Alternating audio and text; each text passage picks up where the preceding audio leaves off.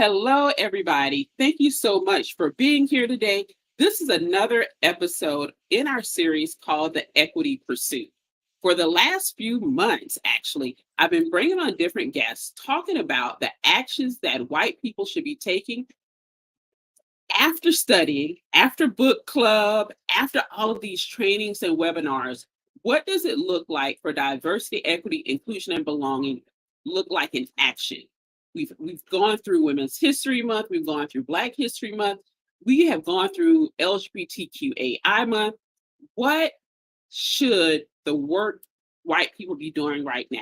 So today's topic, we are really going to dig in how white people can stop or push diversity, equity, inclusion progress. I have with me two fantastic guests that I'm really excited to bring on. One is Jess Osro, who is one of the co-founders and partners at the Rise Journey. I also have Christina Smith, who is with DEI strategist. I guess you can kind of figure out what she does with that DEI part, which is why I have them both here today. This series is really intended to talk about actions. And I want to bring up something really, really quick. Oftentimes we get white people say, I don't want to get it wrong. This is with the assumption you have been doing it right your life. Now you care about getting it right. It's really great. But think about it in this terms. How do I make it? How do I do it better? How do I make incremental improvements? So as we're going through this, don't think about, oh my God, I could get that wrong. Think about how many times you're getting it right. From 100 to 99 to 90 to 80, and really start changing your mindset as we go through these things. So I'm going to kick it off with really digging in to talk about one of the really something that Christina brought up about a really great quote she heard. And Christina, I'm going to open it up for you to dive in and to share this quote, even though we're not absolutely sure who said it originally, but we do know the power of this quote. Absolutely. Thank you so much, Michelle and Jess. It's great to be here with you. I heard James Baldwin say it, but I think the person who originally said it was Richard Wright. But the quote is, someone asked James Baldwin on a talk show, what is the problem for the Negro in America? And he said, the Negro does not have a problem. America has the problem. And so we really need to start there. And it's so offensive to me as a Black woman that people do not want to know the history. They're so afraid of the history, but until we delve into and understand how did we get to this place? I cannot tell you how many times I hear people say, if we would just stop talking about racism, it will go away. We're all the same. We can pull ourselves up by our bootstraps if everybody works hard. There's a myth to the concept of meritocracy. This is not a meritocracy for Black and brown folks. It's not. I'm not saying that there aren't some very successful Black and brown people. Absolutely. But for a lot of people, there are so many obstacles in the way. It's overwhelming. Thank you for that, Christina. I always like to tell people when enslaved people left the plantation, they didn't have on shoes. What bootstraps are you referring to? Right. So Jess, over to you. Love for your thoughts on this quote and your perspective right now where we are in diversity, equity, the work as far as in organizations with diversity, equity, and inclusion. Well, that quote is 100%. The person who the problem affects, it's not their job to solve it. It's the person who causes the problem in the first place. There was recently an Airbnb listing that was a slave cabin that they listed as or former slave cabin that they listed as like a shabby chic like colonial plantation house that you can rent. And when you listed and read the reviews, a lot of them said, well, we did the plantation tour and they kept talking about slavery. And it was like, can we not talk about slavery? Can we just learn about this plantation? And it's those kinds of pieces that relate to this. Like, this is part of our history. This is part of what we have. You can't, by ignoring it, it doesn't make it go away. It doesn't make those problems go away. And this, to me, and I know we're going to talk about it later in this conversation, goes back to privilege. My mother always told me, you're born on first. And for those who don't know baseball, you're born on, there's 3 bases in baseball. And my mama said I was born on first, which means I didn't have to hit a single. I didn't have to warm up. I didn't even have to practice baseball. I was born there, regardless if I was good or not at it, purely based on I am white. Both of my parents went to college. 3 out of 4 of my grandparents went to college. There was no doubt I was ever going to have a dinner at the table or lunch in my lunchbox. These are all elements of privilege that I was just born into. I have lots of areas where I'm not privileged, but part of this is acknowledging, hey, these are things that I didn't have to work for. I had bootstraps. I could pull them up because I had them. I was born with them. My parents were born with them. And so thinking about white people, going back to the topic of this is our problem. And the solution incorporates those who are Black and brown and anybody who's marginalized. But this is our problem to work towards. When it comes to the DEI work that I do with my business partner and our team, I start out almost every call, every sales call saying, I am a heterosexual cisgendered white woman. I come from background of privilege. I come with a college education. I come with a bank account that is, 5 figures in it, and have for a while. And these are important to recognize from the very get-go. It's important for you two to know that I know this about myself, because then the 2 of you and anybody else I have a conversation with can recognize that and can bring that up without me getting angry or pissed off or whatever it is. Like, this is a part of who I am and the work I do. And I always say, like, I have no ego about this work. If I'm not the right person to be in the room, let's find the right person to be in the room. And that's really important too. There's a limit to what I can do, but there's not a limit of who I can bring in and along for the ride. Jess, I don't want to get way off topic, but I do want to say that I'm so happy you are at ease with using the word privilege, because some people get so uptight about that word. And really, when you stop and think about it, we all have privilege. It's privilege in relation to whom? I am an able-bodied cisgender woman. That's privilege. I am light-skinned. That's privilege. There are so many things. I'm educated. I'm not at the 6-figure thing yet, but I'm working on it. So it's the idea that if people would just get over their fragility about having these conversations, that's a great place to start. There's no blame, no shame, no guilt. It's like, how do we move forward? No one blames you, Jess, for the fact that you were born on first. I don't blame you. I don't really care, honestly. It's, what do we do at this point? Do we want to drag this for another 400 years? What can we do starting here with those of us who are aware enough and care about the future? What can we do now?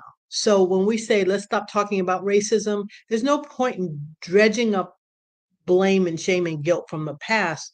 We're all at the starting gate now. What do we need to do to move forward?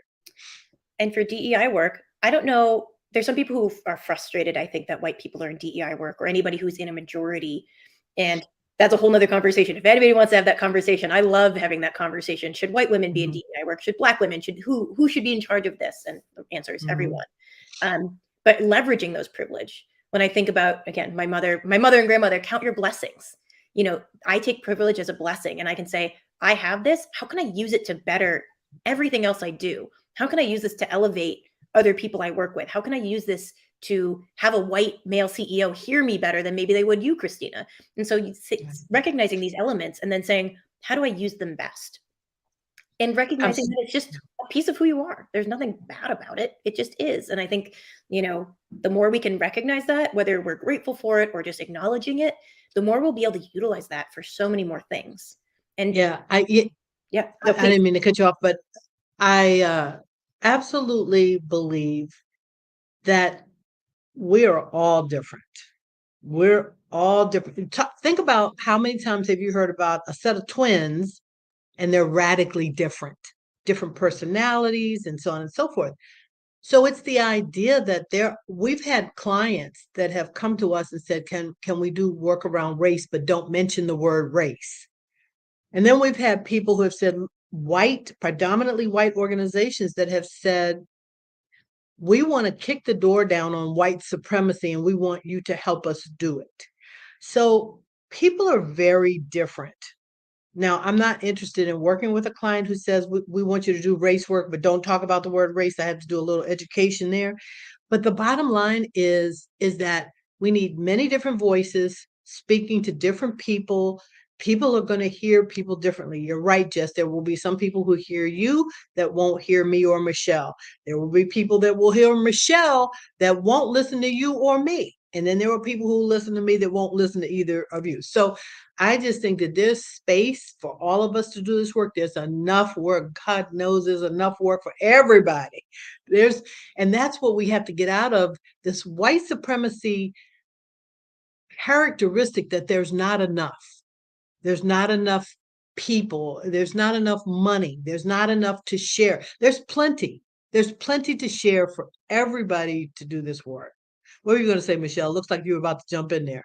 I have a lot. So the scarcity mindset in itself, first of all, racism cost the United States $60 billion. So if you're worried about shit, we don't want what you have. We just want that 60 billion. Y'all keep what you have. We'll just take the 60 billion and make belonging, diversity, equity, inclusion, justice with the 60 billion per year. Per year. Y'all keep the rest. Don't worry about it. And so if you're so concerned about this pie, don't worry about it. It's a whole other pie you threw away that we're going to take back. We're going to remold. It's not going to look like a pie. It might be some cookies. It's going to be something else. And maybe it's a whole other game. But we can take something because that is literally what is being lost. And if you can't conceptualize that, back in about 2017, 2018, at a General Motors plant in Ohio, Black employees started quitting because of the racism they were encountering, up to the point there was a noose hung up in a break room. Now, you may say, oh my God, how did the people at the plant, why didn't HR do something? But these are people on the manufacturing floor. You're buying a GM vehicle. How many times did that vehicle come out of that particular facility, costing you time and money from your job to go to the dealer that's costing GM money? And so when we think about DEI, we're always thinking about, it goes to HR. As a software user, as a book reader, whatever that physical product is, it impacts you as well as a consumer. And so it is not a one and done in an HR. And I think when we start to see it, how much it impacts us on an everyday level, no matter your race, creed, gender, sexuality, socioeconomic status, it starts to look very, very different. And back to the Airbnb slave quarters, we think Peel should make a movie about it. And when white people rent it, they get to go back in time and you get to experience what it feels like. What is it really like? What is it like when you get caught eating slavery Westworld, where instead of going and raping and shooting and pillaging for your own fun, you have to become a slave and experience firsthand what it was like, with no privilege, with no support, with no shoes, with no anything. Nobody believes you. Like, I can't fathom it. And that's also a huge part of the issue with a lot of things is, oh, well, I don't fathom slavery. I can't believe it happened. So it probably didn't happen, or probably wasn't that bad because I can't believe that slavery was that bad. Sorry to cut you off, Michelle, but just like, I hate. Yeah. Absolutely. And we have so much to talk about. And that is the other thing about people can be at the same event or look at things in history and experience something different. Because the Black man, he was the only Black employee. And remember, they went to a plantation. He dressed up as though he was enslaved. And they were like, this isn't how this is supposed to work. Like, that would have been his experience if this was really 1822. This would have been his experience. And so then, of course, somebody got fired, supposedly. He got a promotion and maybe a raise. But the thing is, how do you set up and create those learnings, that behavior early enough? Number one, maybe not move to Florida and have an education system that is diluting or changing what really happened and educating. So we like the fact that white people are educating themselves, number one. The problem is we need you to take action. So I want to go to a question. Are white people racist? Let's just ask, are white people racist? We'll start with you, Jess. Yeah, I think that Not all white people are racist, no, but I think all white people have inherent racism built into the structures that they understand, whether it's where they went to school or how they went to school, whether it is our government structures. I have benefited from these structures that are racist, therefore I have inherent racism. Does that make me a worse person? No, it doesn't. Should I be aware of it? 1000% yes. It's along the same lines of being aware of your privilege. But if I can't see the inherent racism, the inherent sexism, the inherent sizeism, the inherent other isms that are built into our structures, thinking about who gets mortgages, thinking about who can do certain things with banks and money, thinking about compensation within organizations. So I do a lot of compensation audits to make sure are people being paid equitably for the same role. There's an element where I think of, if all of your Black people or people of color are in the lower third of your organization, there's an element of institutionalized slavery resemblance. It is not institutionalized slavery, but there's resemblance because you are keeping these people of a certain demographic, whatever that demographic is, in a lower echelon without looking at the systems to see if they are having impact on keeping them lower or keeping them, in their place. So no, I don't believe all white people are racist. I believe a lot of white people are racist. A lot of white people who don't know they're racist are racist. But ultimately, all white people have inherent racism built into the structures that they know. Even the digital nomads who are being born today will have racism built into the structures that they understand. And until DEI is, and I use the term DEBA, diversity, equity, inclusion, belonging, and accessibility, are built into everything, are built into our financial plans, are built into our business plans, are part of the CEO or C-suite's bonus structure. Until we have accessibility in all of our websites and all of our apps and all of those pieces, those inherent isms are going to stay in our structures, and we're going to continue to grow and be more thoughtful, but we'll still have in those inherent isms in our structures. And so until we can address that consistently and readily, sorry, noise notification, we're never going to be able to say, no, we're not racist, because it's going to be inherent in our core, no matter how woke, and I don't use that word because that's not my word to say, but no matter how aware or how progressive, and I am on the most liberal end of people in DEI, and I still have that in my system. I'm never going to get rid of it because that's part of what I was born into and part of my fight and part of a way I can always use my privilege to fight for others. I want to add, I resonate with what you're saying, Jess. A long time ago, I heard this story, and you may have heard it also. I'm sure you probably have, but I just love it. For me, it's just so visual. And often when I'm working with clients, I use this visual because people get it right away. There are two fish swimming upstream. They're younger. An older fish is swimming downstream. They're talking to one another. And the older fish says, "Hey, fellas, how's the water?" And they look at him and they keep swimming. And one looks at the other and says, "What's water?"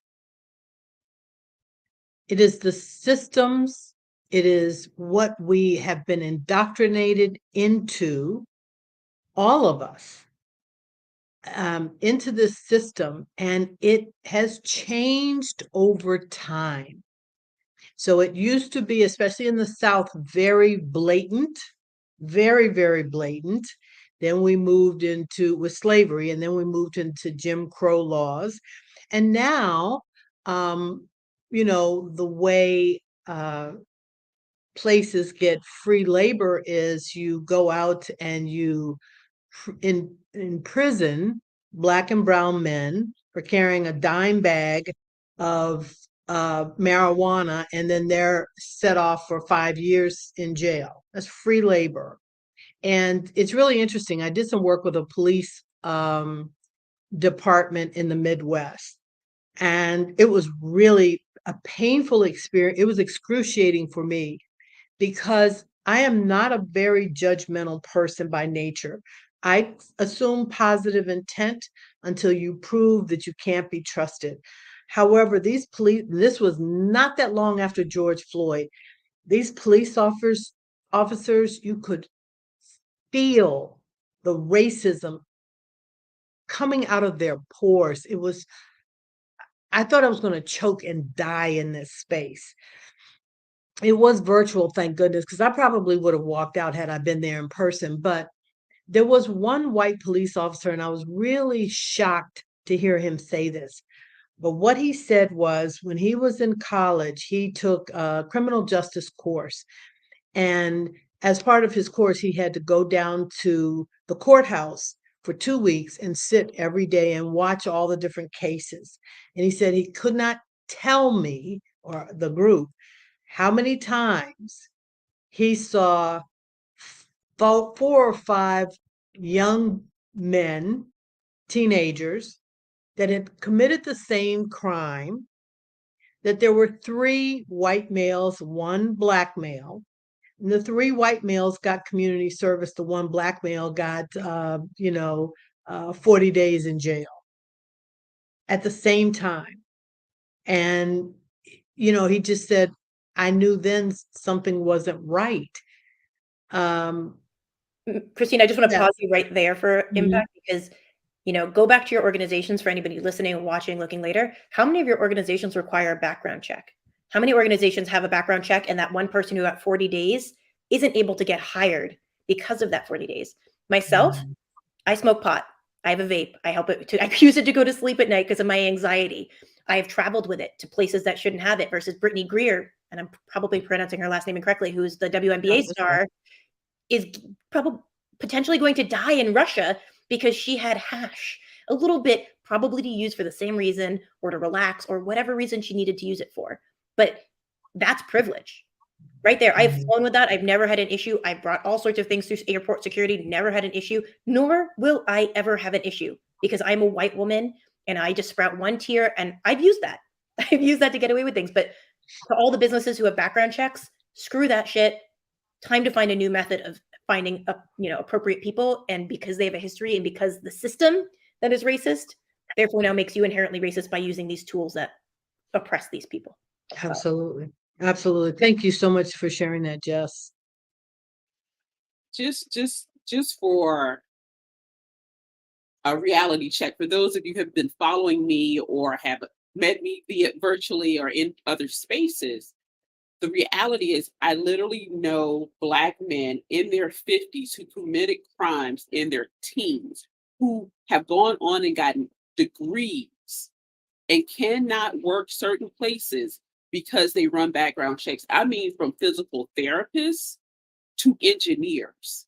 And they have to be very particular about where they go apply for jobs, because they're going to go back 30, 40 years to check their background.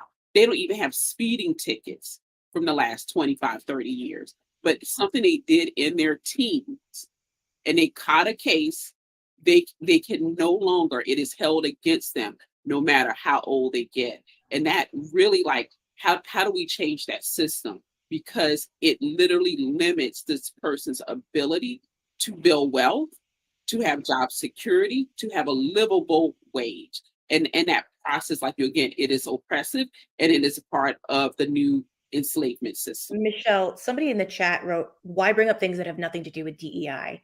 This is the heart of DEI. When it comes to a business, saying, are our practices oppressive? Are our business practices oppressing people? Are they limiting people? Do we have blinders on and we're saying la la la la la with our, background checks are a way to oppress people that have nothing to do with a job.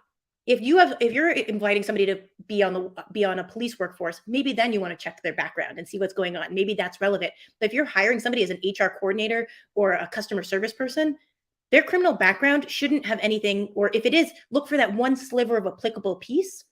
But that is DEI. When we go back to the core of this topic, how white people can press forward DEI or stop it. If every white person went to their organization and said, what is our background check policy really used for?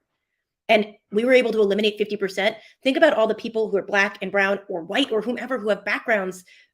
People do things in their past. I was a dick when I was 16 or 17 years old. There's plenty of times where I may have been arrested or reprimanded, but I wasn't arrested. I was reprimanded and told to go home because I knew the police officer, because I grew up in a small town, whatever.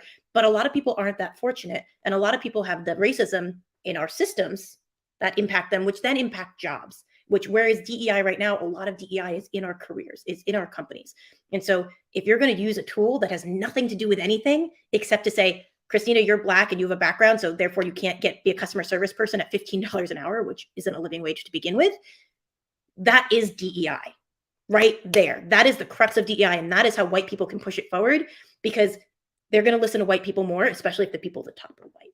And that is directly impacting DEI and how white people can push this forward. Or say, you know, maybe Christina is a little sketchy. I don't know. She's a weird background. I don't really want her working here.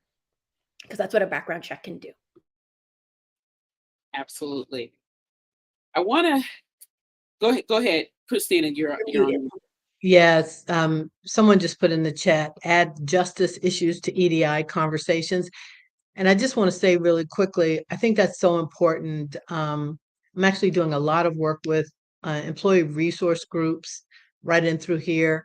And so many of them are doing good work. But the work we want to get to is not just what holidays are people celebrating. Yes, though that's important. It's important to understand those and the significance, and we can learn from one another during those. But really, we want to get at the heart of justice. And so I really appreciate that comment in the chat, that's where we really need to focus our energy is around issues around justice. To add on to that, I believe it was Lily Zhang, and I'm bad with names, but if you don't follow her on LinkedIn, you should, or them. I'm not sure if they go by they, them, or she, her. They posted the other day about how diversity, equity, inclusion doesn't inherently include justice. And for me, I know my place is to support someone else who's pushing justice forward. I don't feel comfortable being the person leading that because of my race, because of my background, because of my education, and most importantly, because I have not experienced a lot of the trauma and issues that folks who are pushing racial justice forward or ethnic justice forward and other justice forward. But it is my place to stand behind Christina and behind Michelle and chant loudly, or then when it's the right time, step in front of them so I can physically block them maybe from a police officer or somebody else. But there is a difference between diversity, equity, and inclusion and justice work.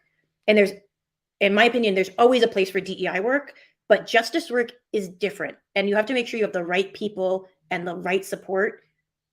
And again, the right leaders, because it's different and they belong together, but do note that they kind of, for me, at least personally for me, run in parallel. But they do require a lot of different resources and different support. I want to respond to Miriam's statement that it's been her experience that DEI is there to ask questions, make recommendations, and watch nothing else happen.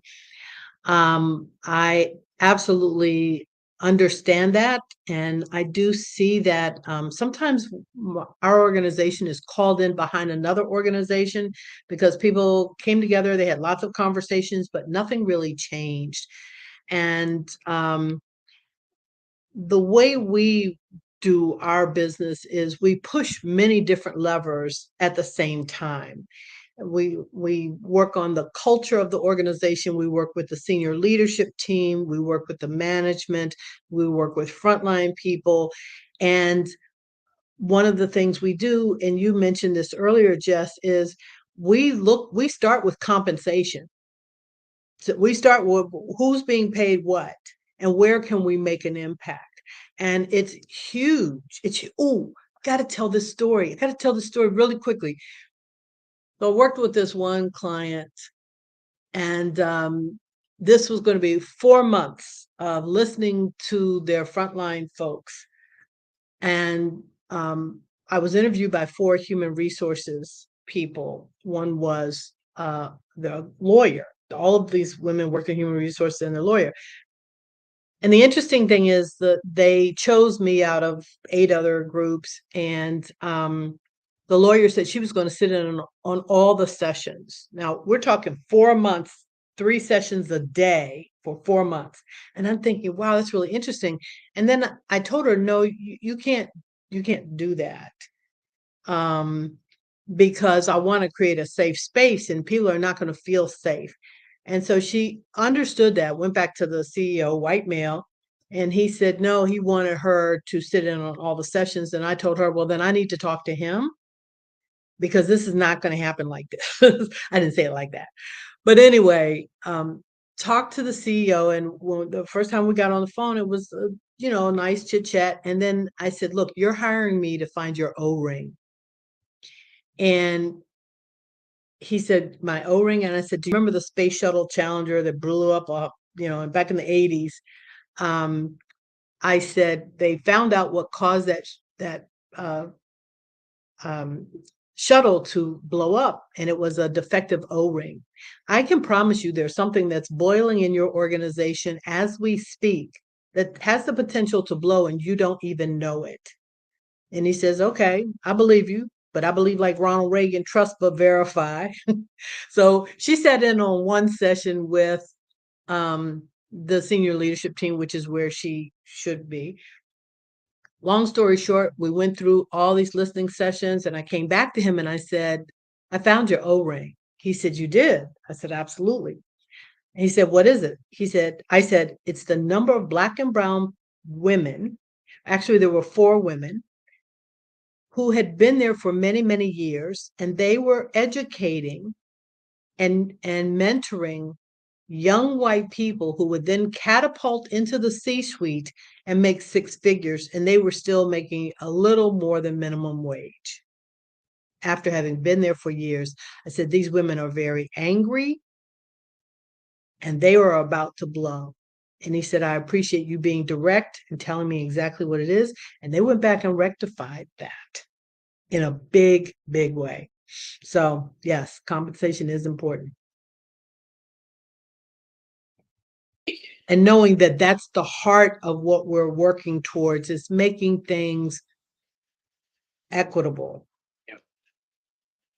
I want to go to something we've said, and the reason that lawyer wanting to sit in to those talks, those interviews that you were having, Christina, brings up the thought of white people not believing the lived experience of Black and brown people, to the point we have to quantify our experiences to them. So let's talk about why white people don't believe the experience of Black people, the experience of Latinos, the experience of Hispanic people and other marginalized people. Why don't they believe it? It's a lot easier to not believe than it is to believe. If I believe that you have had trauma, that you have been beaten physically, emotionally, mentally, that you have had these hard things, then I have to empathize with you. And then I have to say, oh, if this could happen to you, it could happen to someone else I know and love. And then I have to feel things that hurt to feel, even if you're just empathizing. And so it's easier to just say, no, my perspective is the only one, and I had a good time, therefore everybody's having a good time. It's much harder to deal with the reality than it is to deal with your reality. And reality means, you have an object here, the 5 people are standing around it, all have different perspectives on it. All of those realities are valid, but it's really hard to then say, okay, Christina, can you talk to me about your reality? And Michelle, your reality. And especially then to hear it's different from my reality. And my reality is the one with privilege, and my reality is the one that sounds better. Why would I believe that somebody had a worse time than I did? That doesn't sit well with me. And when you amplify that to things that really matter versus just your perspective on, I was an art major. And so when you look at everybody's still lives who sat around the room, everybody's still life look different. They're all accurate. They're all correct, but they all look different. But I might have seen somebody else and said, that shadow wasn't there. Like, why would you draw a shadow there?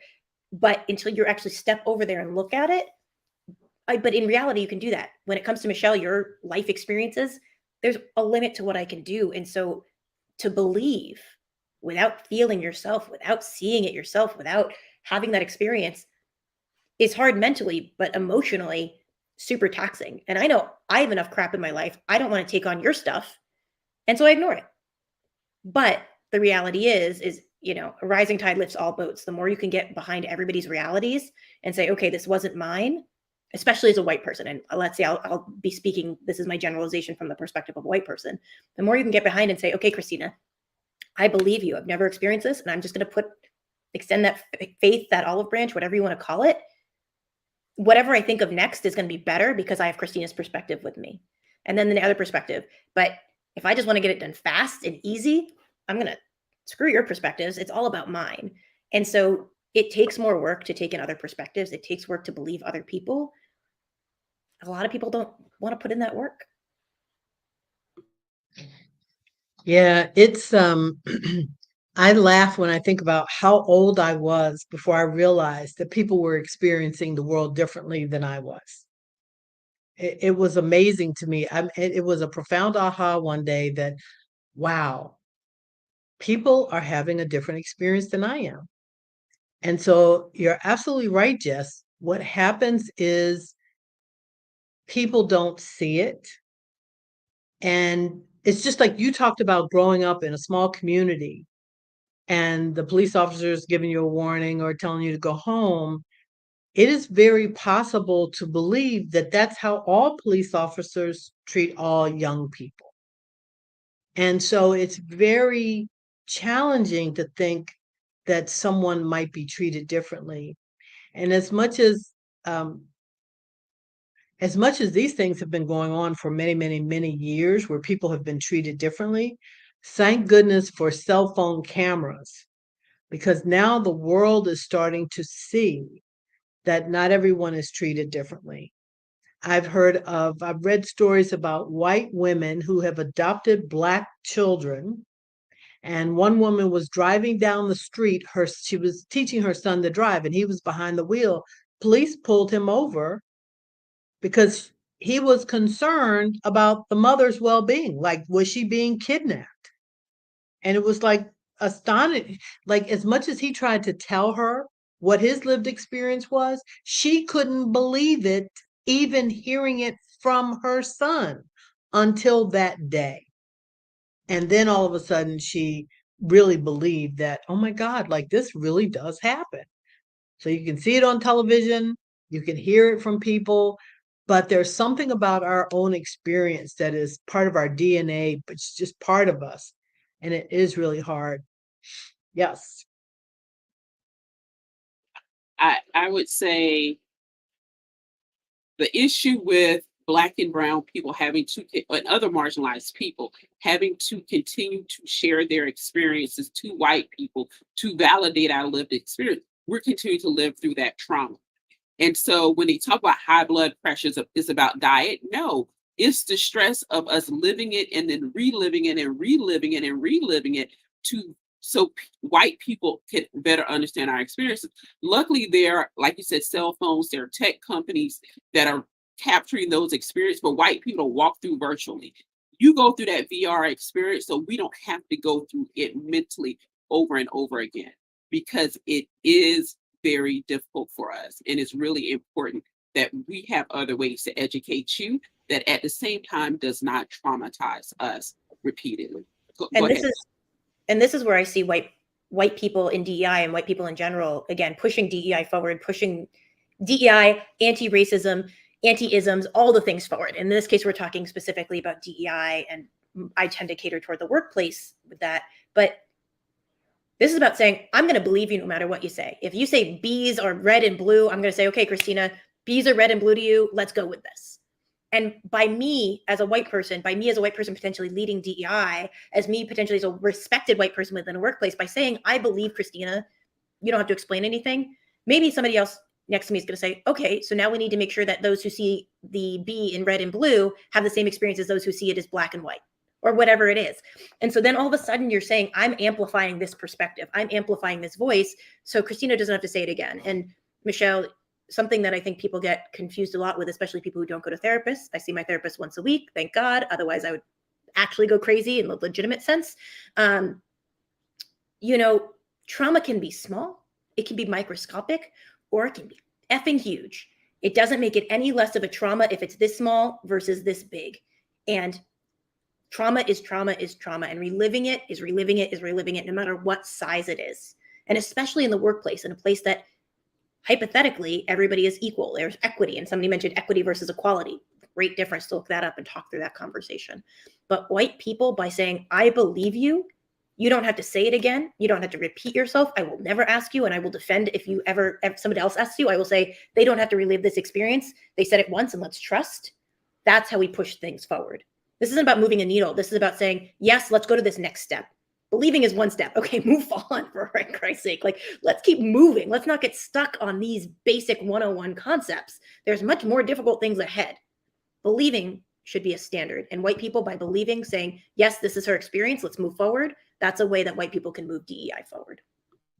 I see Dominique posted, how would you approach DEI for mixed races?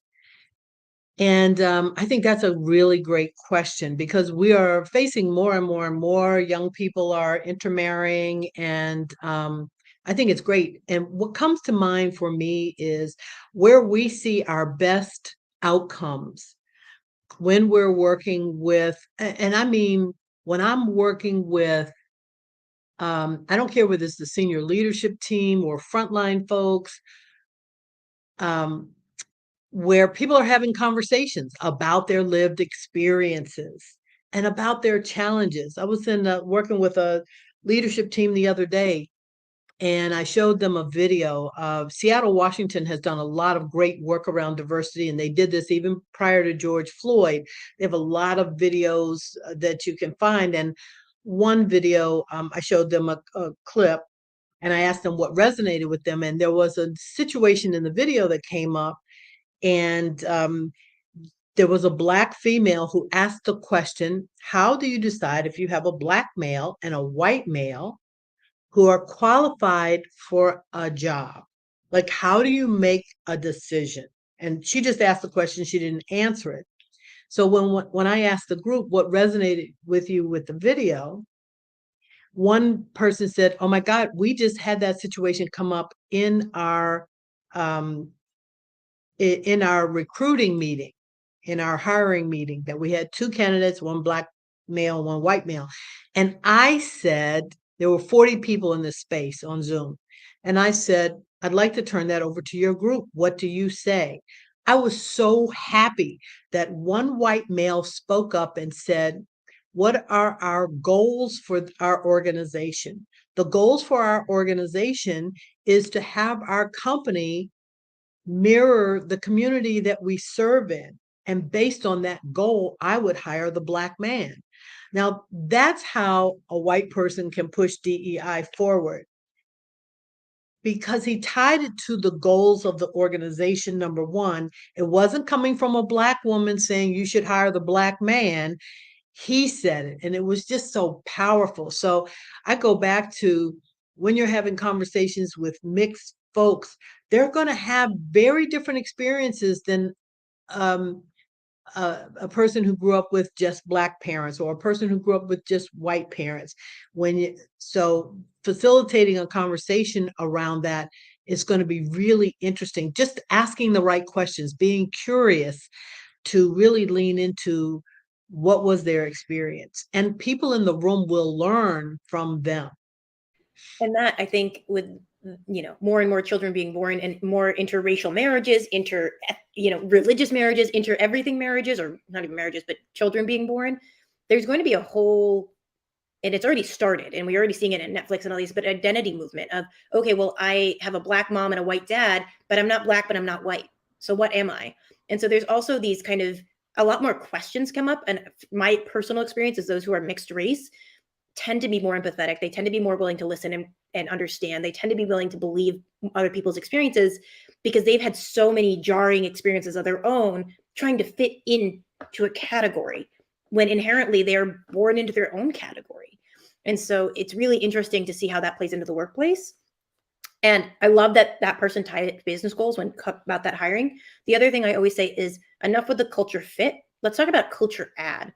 What does this person bring to our organization that we don't already have? Is it a perspective? Is it a background? Is it something to do with their socioeconomic standpoint? Is it something to do with their past work experience? There's a lot of ways people can have experience and perspectives. So saying, what do they bring to the table that we don't currently have?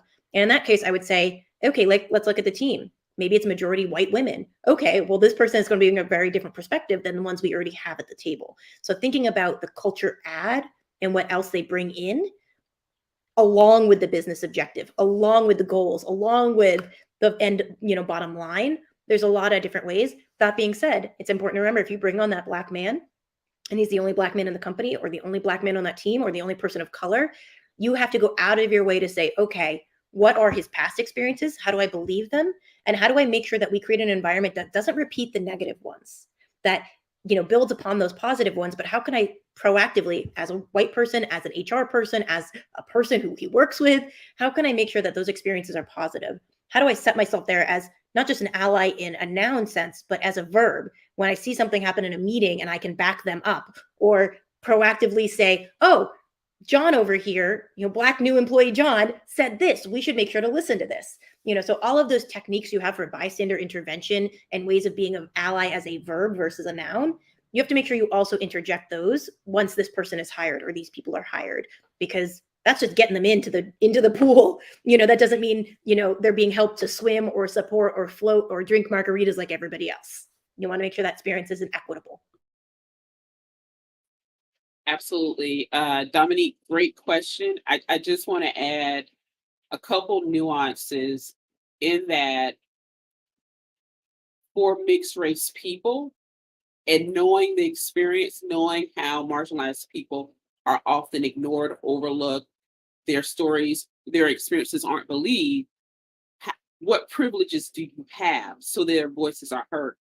Are you white passing so you get access to spaces and to power to change the narrative for them, right? And so I tell people like, well, I let people know I identify as X, even though they have a certain type of privilege, and I was like, that's fine. But how can you leverage that privilege for others who are having very different experiences? And Christina, part of my family, have a skin tone closer to you. I'm in the middle, and then my dad is on the other end, and our experiences are vastly different in how my younger sisters are perceived with a lighter skin tone than I. And so they're able to go to meetings with executives and ask them, well, you're talking about layoffs and things. Well, and their coworkers like, I can't believe you're asking these questions. They know as lighter skinned Black women, they are able and they have more privilege to ask certain questions, and they do that for their coworkers. So think about what is that privilege you can leverage, but also what did you learn inside of your multiracial homes that taught you how people in those other privileged areas move, the things they say, the places they meet, how do they infiltrate, or how do you infiltrate those spaces to help disperse power? And so you have some insider knowledge and skill sets that you can also bring in to help others, as well as marginalized people mixed race, of not mixed race, or just more even handicapped, disabled people as well. So don't just think about gender and race and what does that look like. So I really encourage you to think about what knowledge you have and privilege you have that you can still leverage to help yourself as well as to help others when you think about diversity, equity, inclusion, belonging, and accessibility. So I know we're going to be wrapping this up in the next few minutes. This is really good. I love doing these conversations. They always go a little bit different than we plan, but what matters is we're giving people actionable tactics they can use on a regular basis, especially for white people who don't want to get it wrong. We just want you to make improvements throughout the rest of your life. Michelle, Go ahead. I want to say really quickly, there is a way. So first of all, I want to say we all get it wrong. We all get it wrong. Like we all get it wrong at times. And the most important thing is if I offend Michelle or Jess and they tell me, it's a very simple process. If Jess gives me some feedback that I've said something that's offensive, I will say, Jess, I appreciate you. First of all, I'm sorry. I appreciate what you shared. I'm working on myself every day to be a better human being. It's that simple. You don't have to go into, oh my God, I didn't mean to say that. Like, I'm so sorry. I'm so embarrassed. You don't have to do all that. I apologize. And I've had to do this. I do DEI work all day, every day. And I offended someone one time. Thank goodness it was just once, but I offended someone and I said, I'm sorry. I appreciate the feedback because how would I know if that person didn't tell me? How would I know? And I'm human. I'm working on it every day.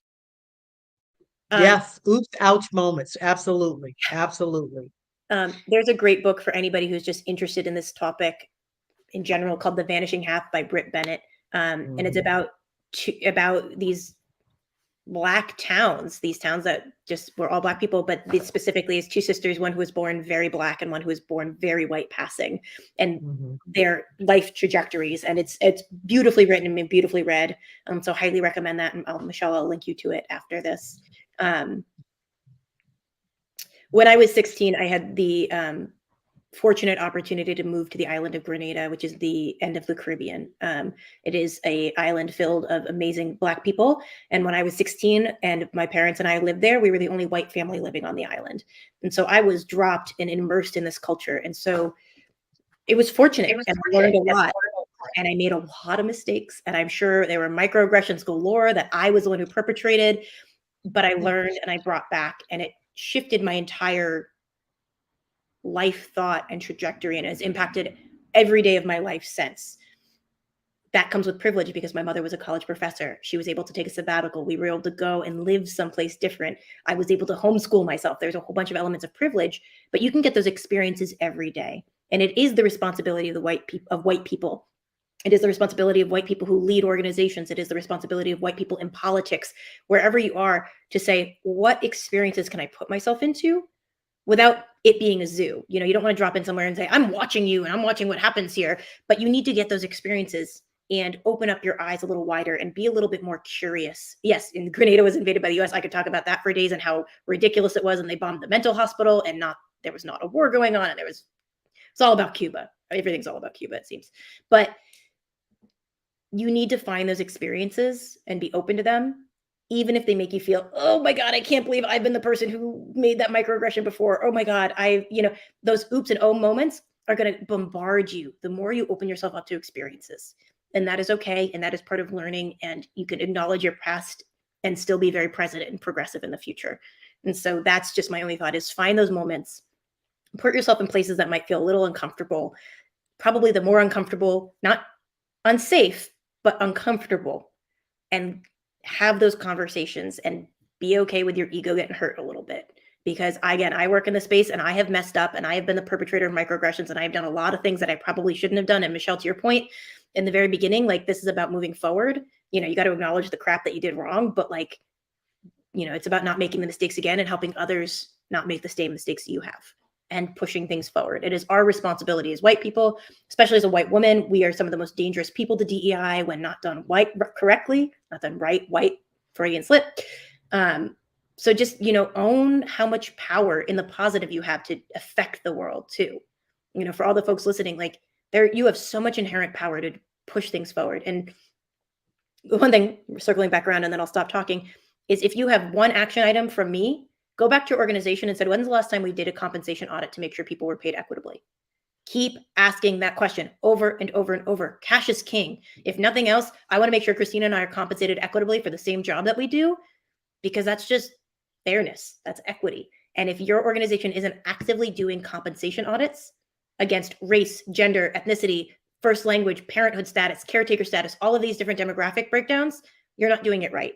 And the more white people and the louder we get, it'll eventually happen, and they'll eventually have to fork over some money. It'll be worth it. So keep asking the questions. Ask your organizations, why aren't we doing X, Y, and Z?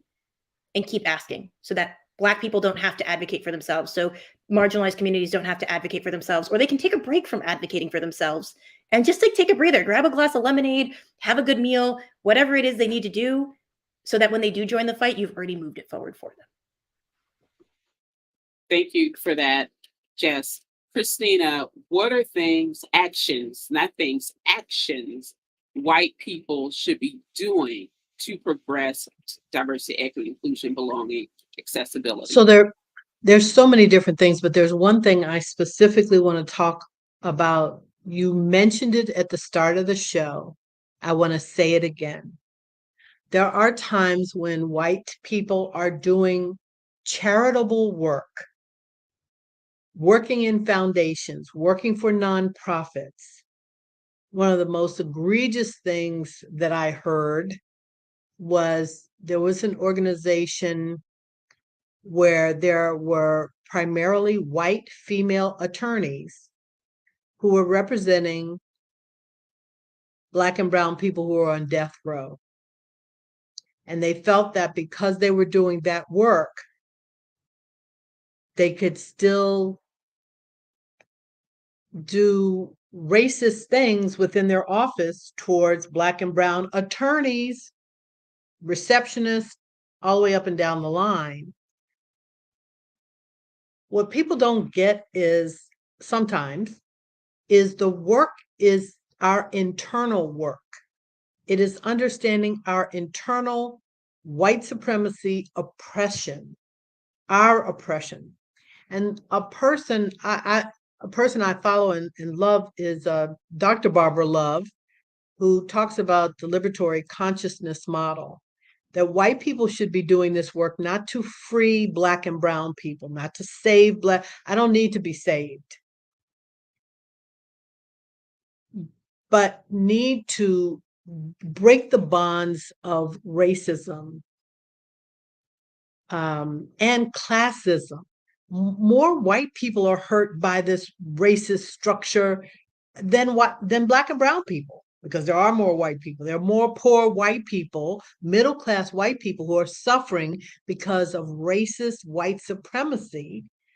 And if we would look at this model, the liberatory consciousness model by Dr. Barbara Love, and she really gives the steps to move things forward. Free yourself, work on yourself, and anything else you do beyond that is phenomenal. But starting with interrogating your own internalized oppression. Absolutely. It never ever surprises me anymore in how white people will vote against their own needs just so Black and brown people do not have access to health care, to education, to livable wages.